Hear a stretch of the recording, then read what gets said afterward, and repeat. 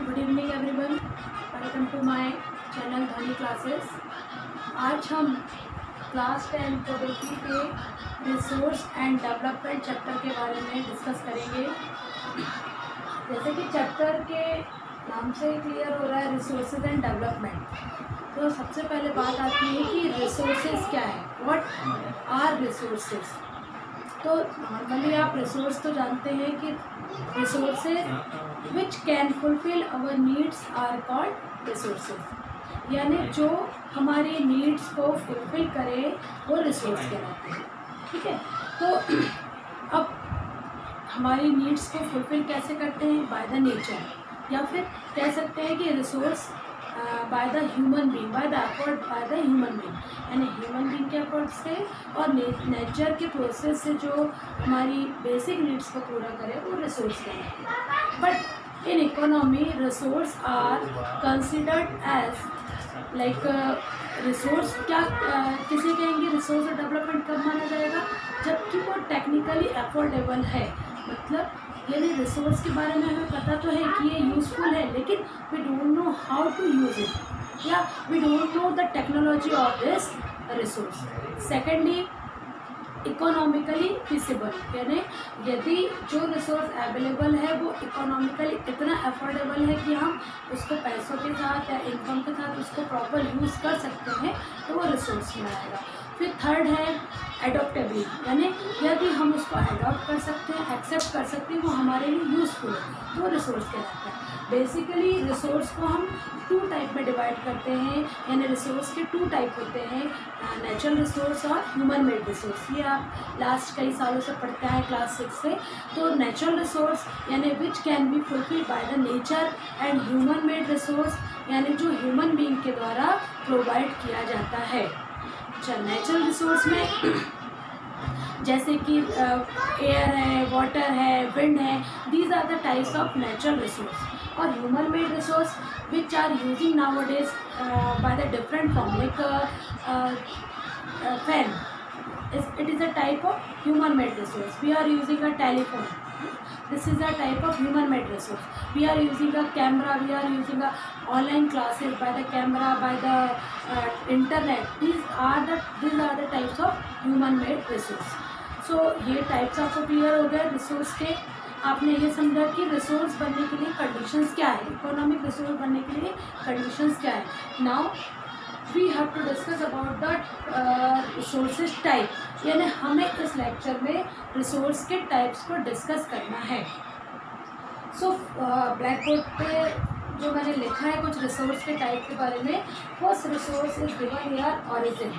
Origin यानी उत्पत्ति के आधार पर, उद्भव के आधार पर, यानी जो हमारे रिसोर्स हैं, हमारे जो स्रोत हैं, उनका जो फर्स्ट टाइप यहाँ गिवन है ओरिजिन के अकॉर्डिंग। यानी ओरिजिन के अकॉर्डिंग टू टाइप्स के रिसोर्स होते हैं, बायोटिक और एबायोटिक। बायोटिक और अबायोटिक रिसोर्स क्या होते हैं? जैसे आपने नॉर्मली देखा होगा फ्लोरा एंड फौना, है ना, वाइल्ड लाइफ है, ह्यूमन बीइंग है, these are the types of biotic resource, यानी जो सब लिविंग बीइंग में आते हैं वो सब क्या कहलाते हैं? Biotic resource. अबायोटिक रिसोर्स में क्या होंगे? लाइक विंड, लाइक रॉक्स, है ना, these are the types of biotic resource. ठीक, सो ऑरिजिन के अकॉर्डिंग, यानी जो अर्थ में जिसका ऑरिजिन हुआ, उत्पत्ति हुई, किस बेस पर हुई? बायोटिक के according and according to the abiotic. Biotic means जो लिविंग बीइंग है, वाइल्ड लाइफ कह लो, प्लांट कह लो, फ्लोरा एंड फौना कह लो, ये होता है ऑरिजिन के अकॉर्डिंग। फिर next is given here accessibility के अकॉर्डिंग। एक्सेसिबिलिटी के अकॉर्डिंग मतलब टू टाइप्स के रिसोर्स है एक्सेसिबिलिटी के according, renewable and non renewable. इसके भी कुछ टाइप गिवन है, रिन्यूएबल के कंटिन्यूस और बायोलॉजिकल, नॉन रिन्यूएबल के recycle and non recycle. So first of all we have to know discuss about the accessibility के अकॉर्डिंग।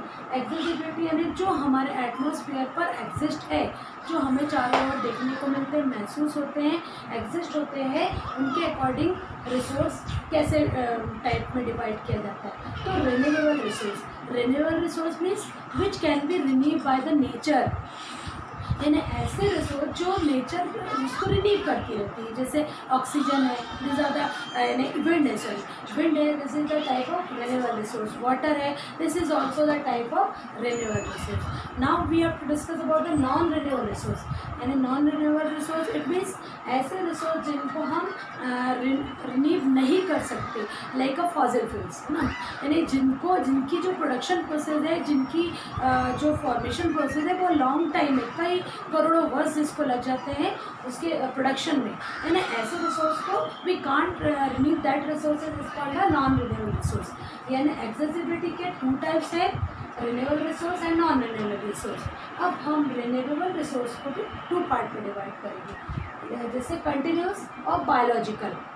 अच्छा, अब कंटिन्यूस मतलब जो लगातार फ्लो करता रहता है, जैसे एयर और water, this is the type of continuous resource. अब बायोलॉजिकल में क्या आ जाएगा, बायोलॉजिकल में ऐसे रिसोर्स जिसको रिलीव तो कर सकते हैं लेकिन वो स्टेबल है, जैसे कि एग्जाम्पल बायोलॉजिकल का पर्टिकुलर एग्जाम्पल यदि मैं देखूँ तो यहाँ पर दिया हुआ है बायोलॉजिकल रिसोर्सेज का, जैसे कि वाइल्ड लाइफ है ना, वाइल्ड लाइफ है, फॉरेस्ट है, तो ये बायोलॉजिकल रिसोर्स के टाइप में आते हैं। फिर हम बात करेंगे नॉन रिन्यूएबल रिसोर्स, ऐसे रिसोर्सेज जिसको हम रिन्यू नहीं कर सकते, जिसको बार बार रिन्यू नहीं किया जा सकता, मतलब जिसकी फॉर्मेशन प्रोसेस लॉन्ग टाइम की प्रोसेस है, जिसमें से फर्स्ट आता है रिसाइकल एंड सेकेंड है नॉन रिसाइकल। जैसे कई मेटल्स हैं, है ना, मेटल्स जैसे मान लो आयरन है, आयरन को क्या कर सकते हैं हम, उसको मेल्ट करके डिफरेंट फॉर्म में यूज़ कर सकते हैं, तो that is a type of recycle. और इसके बाद नॉन रिसाइकल में जैसे कोल है, coal is also a type of non renewable resource, but it can not be recycle, इसको हम रिसाइकल नहीं कर सकते, एक बार कोल का यूज़ करने के बाद हम उसको डबल से यूज़ नहीं कर सकते। तो these are the type of according to accessibility, according to accessibility resource के इतने टाइप गिवन है। फिर हम नेक्स्ट बात करते हैं ऑनरशिप की। ऑनरशिप यानी स्वामित्व के आधार पर, यानी जो हमारे एटमॉस्फेयर में, हमारे अर्थ पे, हमारी कंट्री में जो रिसोर्स अवेलेबल है उस पर ऑनरशिप किसका है, कैसे है। So first is given here individual resource, like और हाउस और प्लॉट, है ना, हमारा घर, हमारे जो कहने से हमारा प्लॉट है, हमारी दुकान है, हमारा स्कूल है, these are the type of individual resource जिस पे हमारा खुद का स्वामित्व है। सेकंड इज गिवन है कम्युनिटी रिसोर्स, बहुत ही इजी टॉपिक है इसलिए मैं इसको थोड़ा फास्ट पढ़ा रही हूँ, फिर भी अगर समझ में नहीं आया तो you can comment me. So after individual community resource जैसे एग्जांपल हम लें, पार्क है ना, पार्क कह सकते हो, या फिर जो नदी के किनारे जो घाट है, मंदिर है, these are the type, temples है, मॉस्केज है, ये सब क्या है, कम्युनिटी रिसोर्स है जिस पर ऑनरशिप कम्युनिटी की होती है, किसी इंडिविजुअल पर्सन की नहीं होती। Next we have to talk about the national resource.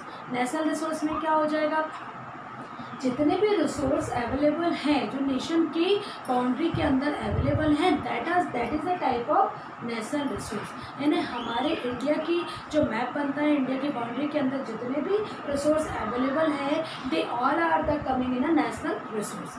Now we have to discuss about the international resource. International resource मतलब जो कि हमारे इंडिया की सी एरिया में 2 नॉटिकल माइल के बाहर, यानी उस उतना एरिया इंडिया की बाउंड्री को कवर कर रहा है, उससे बाहर के जितने भी रिसोर्स अवेलेबल हैं, that is a type of international resource. So ये सब हमने डिस्कस किया, किसके बारे में, ऑरिजिन के अकॉर्डिंग, यानी उसकी उत्पत्ति कैसे होती है। नेक्स्ट है एक्सेसिबिलिटी के अकॉर्डिंग, यानी एटमॉस्फेयर पर कैसे अवेलेबल है। देन ऑनरशिप के अकॉर्डिंग। अब हम बात करते हैं स्टेटस ऑफ डेवलपमेंट, यानी ये जो जितने भी रिसोर्स अवेलेबल हैं वो उनके डेवलपमेंट के अकॉर्डिंग कैसे रिसोर्स जो है पाए जाते हैं। पहला दिया है potential resource, second is given है developed resource, third is stock and fourth is reserve. अब ये होते क्या है, अलग अलग पहले इनके एग्जाम्पल देखते हैं।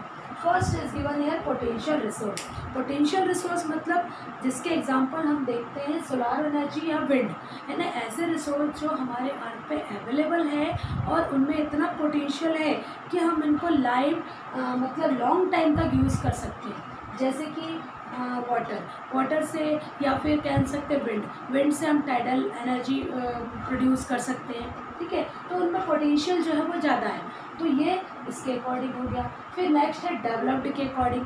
डेवलप्ड के अकॉर्डिंग यानी ऐसे रिसोर्स जो कि डिफरेंट फॉर्म में डेवलप्ड होते हैं, जैसे कोल है। Coal is a type of developed resource, क्योंकि कोल से क्या बनता है, इलेक्ट्रिसिटी बनती है, और भी कई चीज़ें जो है कई उसमें कोल का यूज़ किया जाता है, इसलिए इसको डेवलप्ड रिसोर्स का एक पार्ट माना जाता है। उसके बाद आता है स्टॉक। स्टॉक में क्या होगा, जो हमारे नेशंस के पास, या हम अगर पूरे वर्ल्ड की बात करें तो वर्ल्ड के पास ऐसे रिसोर्स जो स्टॉक में है। स्टॉक में मतलब जिसको स्टोर करके रखते हैं, जैसे कि हाइड्रोजन है, या फिर अगर हम बात करें ऑक्सीजन को भी हम स्टॉक करके रख सकते हैं, है ना। जैसे हॉस्पिटल्स में देखते हैं ऑक्सीजन मास्क लगाए जाते हैं कब इमरजेंसी कंडीशन पे, तो वो कहलाते हैं स्टॉक रिसोर्स। फिर नेक्स्ट है reserve resource.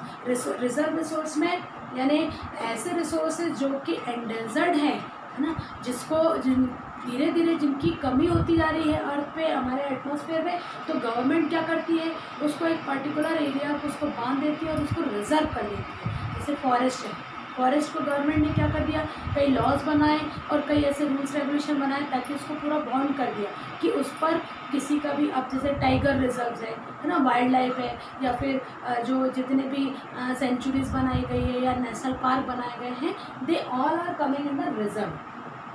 So these all are the types of resources. So today we have discussed about the origin, according to origin, according to accessibility, according to ownership and according to status of development. इतने हमने resource के development के बारे में पढ़ा। अब हम next पढ़ेंगे कि रिसोर्स की प्लानिंग हम या हमारी गवर्नमेंट रिसोर्स की प्लानिंग कैसे करती है, नेक्स्ट लेक्चर में।